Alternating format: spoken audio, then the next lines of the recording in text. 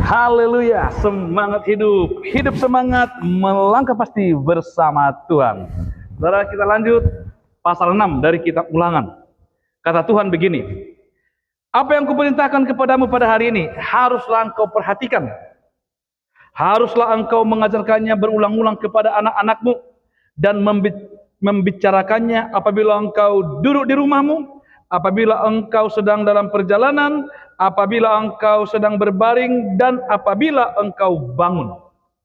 Saudara, Tuhan mengajar umat pilihan itu memperhatikan apa yang diperintahkan Tuhan kepada mereka dengan mengajarkannya kepada anak-anak. Mengajarkan apa yang diperintahkan Tuhan kepada orang tua, supaya firman itu juga diberitakan, diajarkan kepada anak-anak. Saudara, tahu apa maksudnya? Tuhan tidak ingin generasi umat pilihan, generasi umat kesayangan Allah itu habis dari hadapan Tuhan.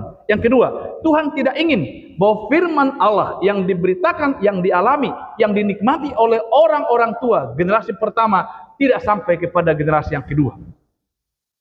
Maka perintah Tuhan adalah engkau harus memperhatikan. Salah satu cara orang tua memperhatikan firman Allah, memperhatikan kuasa Allah, memperhatikan pemeliharaan Allah atas hidupnya adalah dengan mengajarkannya, menurunkannya, mewariskannya kepada anak-anaknya.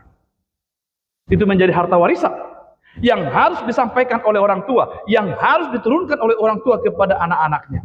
Gak ada masalah, Bapak Ibu, kita semua mewariskan harta, benda, materi kepada anak-anak. Gak ada masalah. Tapi kita harus jujur, acap kali juga harta yang diwariskan kepada anak-anak bisa menimbulkan masalah di antara mereka di kemudian hari. Ada yang berebut harta, ada yang sampai bermusuhan karena harta, gak peduli kasih lagi karena harta.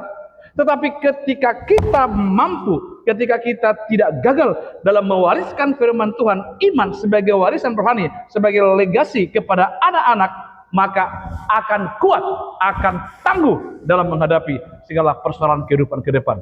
Jadi yang paling mendasar sebenarnya bukan memberikan, mempersiapkan makanan fisik, makanan jasmani kepada anak-anak, tapi mengajarkannya firman Tuhan. Mengajarkannya kebenaran Tuhan. Itu akan membuat dia tangguh. Jadi Bapak Ibu, mari kita agak sedikit berpikir, merenung.